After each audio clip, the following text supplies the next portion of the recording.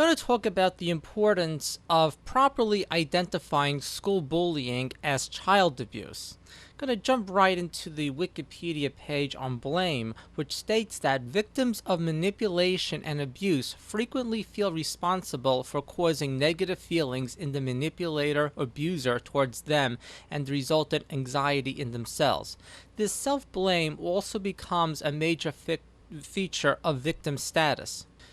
The victim gets trapped into self-image of victimization. The psychological profile of victimization includes a pervasive sense of helplessness, passivity, loss of control, pessimism, negative thinking, strong feelings of guilt, shame, remorse, self-blame, and depression. This way of thinking can lead to hopelessness and despair. So when we tell a victim of social abuse that they're just going through normal childhood phenomena, there's going to be a tendency for them to blame themselves. And that's where we get negative thinking, guilt, shame, remorse, self-blame, depression, hopelessness, and despair. And then let's look at the repercussions of this type of thinking. Shannon, thank you. Well, she jumped in front of a train because she was bullied. That's the word tonight from the friends of Felicia Garcia. Tonight, they are reeling from the tragedy, trying to forget the moments they saw their teenage friend leap to her death on Staten Island. Eyewitness News reporter Kimberly Richardson is live in Huguenot section. Kimberly? Well, Sade, that all happened on a platform down below. Just a few feet away, a memorial now stands for Felicia Garcia, and at this hour, hundreds of students have gathered for a candlelight vigil to pray for and remember a young lady who they say was a shining light that unexpectedly dimmed. She was beautiful. She was so sweet, loud. She was crazy. She didn't deserve it. She was bullied. So picked on that Felicia Garcia's friends tell me the normally outgoing 15-year-old felt she had no options and instead threw herself in front of a train here at the Huguenot railway station Wednesday afternoon. Dozens of fellow students from Tottenville High School watched in disbelief. She gave this girl her phone. She dropped her book. She put her hood on and jumped. The day before the fatal plunge, the sophomore posted one last cry for help on Twitter saying, quote, "I can't, I'm done, I give up." At school today, students were still reeling. There was just mixed emotions. People were angry. They wanted to beat people up, and the counselors were telling them, violence is not the answer. Since we live in a very sadistic society where people enjoy cruelty to each other, you have to show examples of suicide because any other form of suffering is just not enough to bring awareness to this problem. So when we have an issue of abuse, the first step in overcoming abuse has to be a recognition that one has been abused. If one does not recognize abuse for what it is, then the tendency is towards internalization and self-blame. Additionally, the only reason I would even use the word bullying is for proper search engine optimization and to get people to find the videos such as this. The word bullying implies that social abuse is somehow normal and acceptable childhood behavior. And as long as people think this is normal childhood behavior, they're not going to want to do anything about it. So really one of the first steps in working on this issue of social abuse is to stop calling it bullying and call it what it is. Social abuse, child abuse, that's what it is. So let's talk about some abuse double standards. If a child is physically assaulted by parents on a daily basis, we call that child abuse. You may even have the government take the child away from that household. However, if a child receives the same physical violence at the hands of other children at school, we call it bullying, which again implies that it's normal childhood behavior. And instead of the state removing the child from the place of abuse, the state is actively enforcing that the child must go to school to be abused. Let's look at the example of verbal abuse. If in a marriage, if one partner is verbally abusive to the other on a daily basis, we call that, rightfully so, verbal abuse. And it will be generally understood that the victim should leave the relationship. But a child is expected to take verbal abuse on an exponentially worse level, because this isn't from one person, this is from multitudes of people, and we call that learning how to socialize. So then why do we have to call abuse abuse? Because when society finally faces the fact that it is the deliverer of abuse, then perhaps some type of proper intervention can happen. Now, proper intervention is not declaring war on bullying or making laws against bullying. That's a stupid policy. That's what we do in the society, where instead of addressing the root cause of our problem and looking at our dysfunctional paradigms and looking at ourselves, we run to the government to create laws that in no way impact the causal factors of the problem. So we have the war on cancer, the war on drugs, the war on terrorism. While I can emphasize with the good intentions of people who promote laws against bullying, you're not really looking at the causal factors, but more importantly, this is not addressing what needs to be done to help victims of social abuse.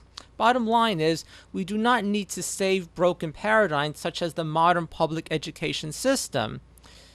We really need to create new paradigms that do not form abuse as a logical outcome of what those paradigms are.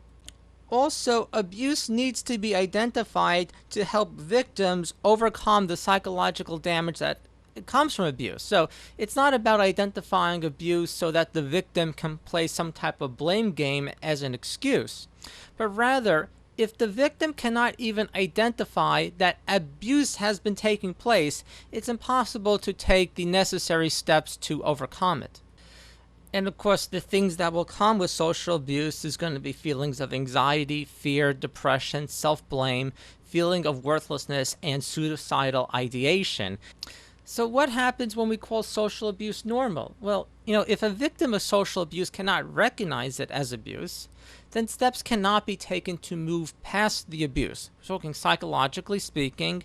When we tell the social abuse victim that it's just bullying, it's normal, we are in fact justifying their negative emotions such as anxiety, fear, depression, feelings of worthlessness. We are in fact telling them, yes, you deserve to blame yourself. You deserve to feel worthless. You deserve to hate yourself. You deserve to think about suicide. Maybe you deserve to suicide. Maybe you deserve to go home and cut yourself 100 times.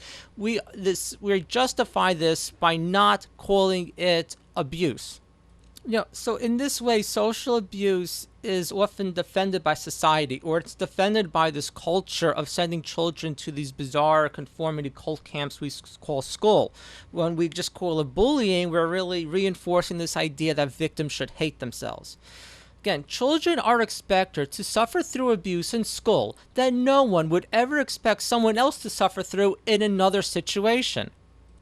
For example, a battered wife will be told to leave her husband. You're not going to tell a battered wife to stick through it as some sort of necessary government and parent-sponsored socialization program. Imagine telling a woman that you need to go home and get beat up by your husband in order to learn how to socialize. But that's what people tell children in effect, that they need to go to school, get verbally and physically abused constantly until they want to kill themselves, and that's proper socialization.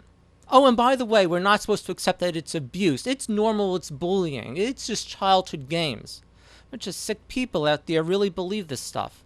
The fact that anyone actually believes this is normal is just proof at how poor people really learn how to think after they go through the public education program. It's like people have no idea what true socialization is, that they believe this mass abuse system is proper socialization. So if you want any proof that public education does not teach people how to socialize, all you need to do is look at the end product of public education system. But nonetheless, social abuse is defended by society. Parents, teachers, government officials are all heavily invested in perpetuating the school system as normal. We are told that sending children to a Lord of the Flies conformity cult camp is necessary for proper socialization. This is a belief that's so stupid beyond description, and it has no basis in anything. There is no reason to believe that the social experience at school is normal, healthy, or necessary for a child to learn how to socialize, whatever that means. I might go into this on later videos, but if you really look into it, the social experience that a child needs should be under the care of emotionally available and attentive adults, and this should also be a non-violent experience. In other words, the complete opposite of the socialization experience at school. Telling a social abuse victim that their experience at school is both normal and healthy. Well, this is like telling a victim of childhood sexual molestation that the molestation was necessary for their proper emotional development. After all, how else are they going to learn how to have sex unless exposed to sexual abuse? Sounds pretty crazy, but this is the type of nonsense that we tell children who are abused to the point that they want to kill themselves.